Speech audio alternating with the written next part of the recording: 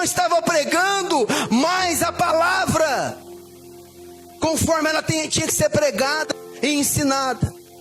Paulo estava antevendo esses dias, e ele começa a alertar Timóteo, para Timóteo não abandonar a fé, para Timóteo ter cuidado, porque muitos já haviam se apostatado da fé, muitos já estavam seguindo outras doutrinas, muitos já não estavam mais se atentando somente à palavra de Deus, que é viva, que é eficaz, que é inerrante, que vai até a divisão da alma e do espírito, e é apta para discernir o pensamento e a intenção do coração.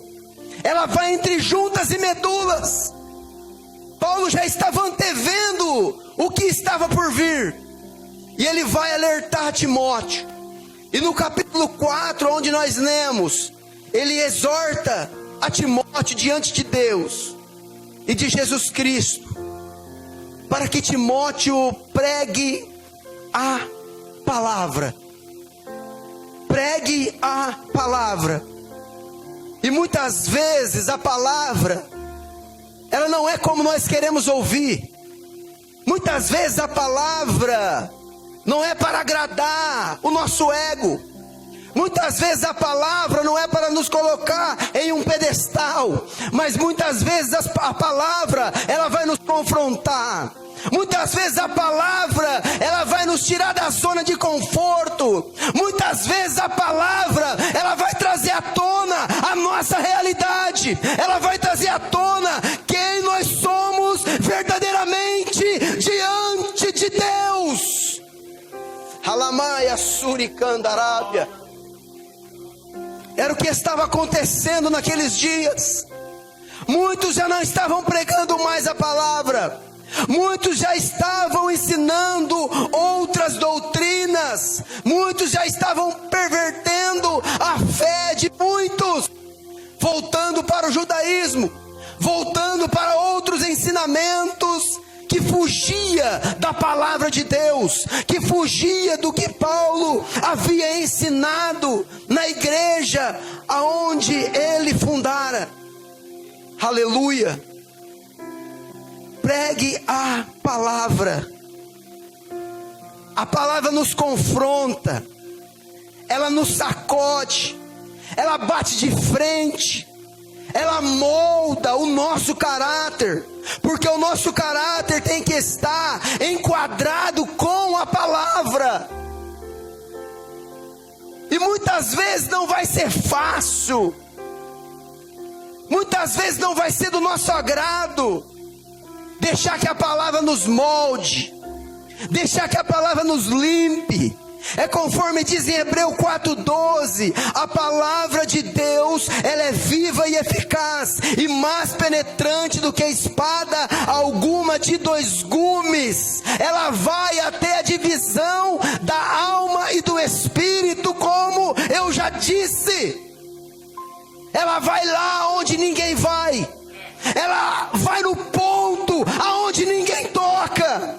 Ela vai em lugares que o homem não pode ir, que o cônjuge não pode ir, que aquele que você mais tem intimidade não pode ir. Esta palavra tem o poder de ir, tem o poder de tocar, de transformar, de libertar e de salvar. Aleluia. Alamassuide candorobe. Aleluia.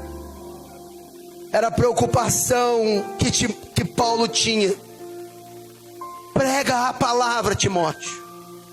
Não muda. Não muda. Não precisa inventar nada. Prega a palavra. Louvado seja Deus. 2 Timóteo 3,16 diz assim: toda a escritura é divinamente inspirada e proveitosa para ensinar, para redarguir, para corrigir, para instruir em justiça. Toda a escritura é divinamente inspirada. ela vem de Deus, ela veio de Deus, ela veio do céu, aleluia. Não precisa de mais nada, não precisa de mais nada, somente pregar a palavra, somente estar enquadrado na palavra, somente estar de acordo com a palavra, que as coisas começam a mudar, que Deus começa a salvar, que Deus começa a libertar, que Deus começa a curar, que Deus começa a visitar o seu povo, porque Ele vela pela sua palavra. Ele não vela pela palavra do homem, Ele não vela pela palavra do presidente, mas Ele vela pela sua palavra, aleluia. Prega a palavra, Timóteo, prega a palavra. E ele continua dizendo: insiste a tempo e fora de tempo, aconselha, repreende, exorta, toda paciência e ensino, porque chegará o tempo em que não suportarão a sã doutrina, mas desejando muito ouvir coisas agradáveis, ou tendo comichão nos ouvidos, ajuntarão para si mestres segundo os seus próprios desejos. Tem algumas traduções que está escrito, mas tendo comichão nos ouvidos. O que seria o comichão? O comichão seria aquela coceira no ouvido, aquela irritação no ouvido. O comichão seria aquele incômodo no ouvido, coceira, gastura. É o que Paulo estava dizendo aqui para Timóteo. Chegará tempo em que não suportarão a sã doutrina, mas tendo comichão nos ouvidos, amontoarão para si doutores, segundo as suas próprias concupiscências. Ou seja, eu não quero ouvir isso. Isso não veio do meu agrado, não foi do meu agrado. Esse pastor só bate na igreja. A palavra não foi para mim hoje. A palavra não foi do meu agrado hoje.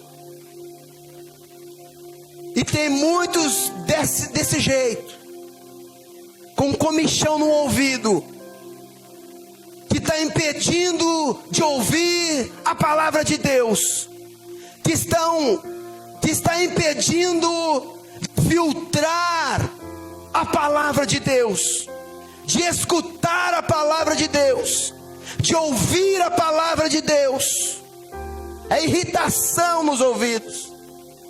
Você já esteve perto de alguém que quando começa a pregação, ele não para no lugar, ele sai lá fora, ele fica até a hora da pregação terminar?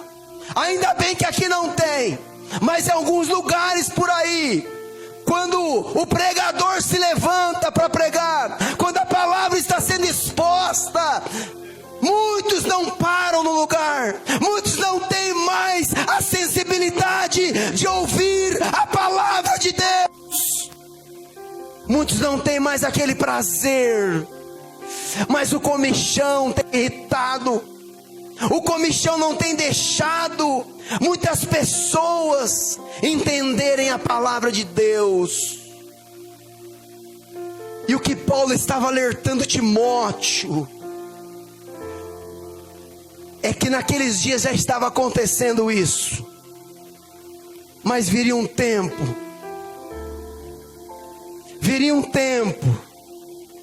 em que não suportariam a sã doutrina, iriam ter comichão nos ouvidos, iriam amontoar para si doutores segundo as fábulas, ou segundo as suas próprias concupiscências.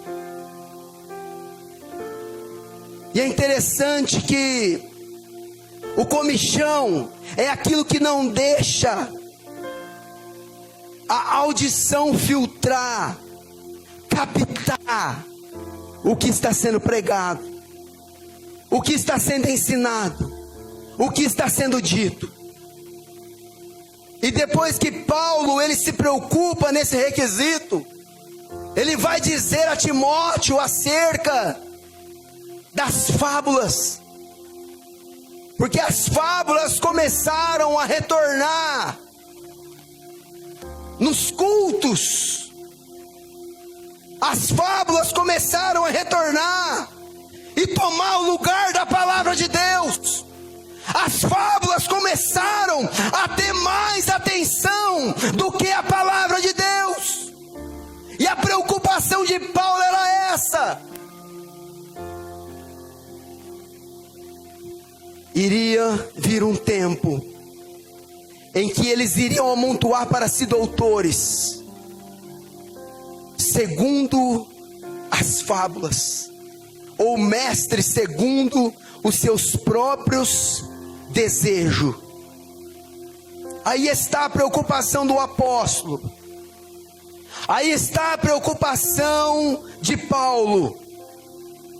Fábulas no grego quer dizer mitos, e todos sabem que mito é nada mais do que lendas.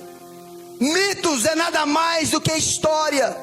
Mitos é nada mais do que algo para tomar a atenção do povo, para entreter o povo, a fazer o povo dar risada, a fazer o povo se alegrar. Mas a única coisa que edifica, a única coisa que leva para o céu ainda é a palavra.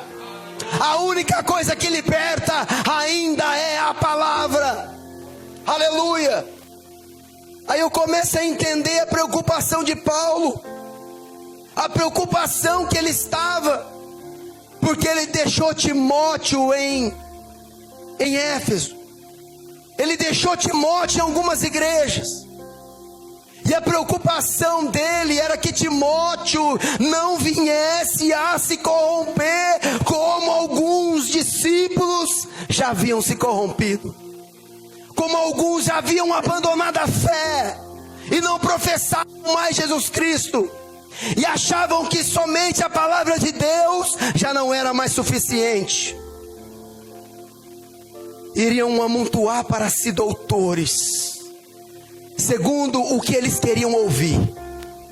Eu começo a entender que nós estamos nesses dias também. Talvez Paulo falou para aqueles dias, mas antevendo os dias que viriam, os séculos que viriam, os anos que viriam.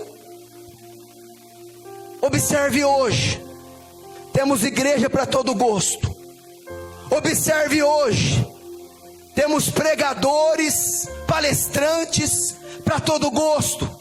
Uns, eles intertem a congregação, a igreja, ou o evento a qual estão reunidos, faz a multidão dar risada, faz a massa se sacudir, faz a massa pular, faz a massa se alegrar, mas quando sai do evento para fora, não tem mudança, não tem transformação, não tem arrependimento, não tem salvação, não tem libertação. A depressão não foi embora, a doença não foi curada, a vida não foi edificada.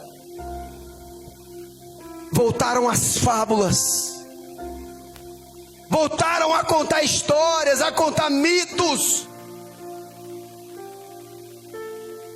Timóteo, guarda a palavra, e não só desviarão os ouvidos da verdade, mas voltarão às fábulas. Aí é que está. Voltarão às fábulas. Nós temos que nos apegar nesta palavra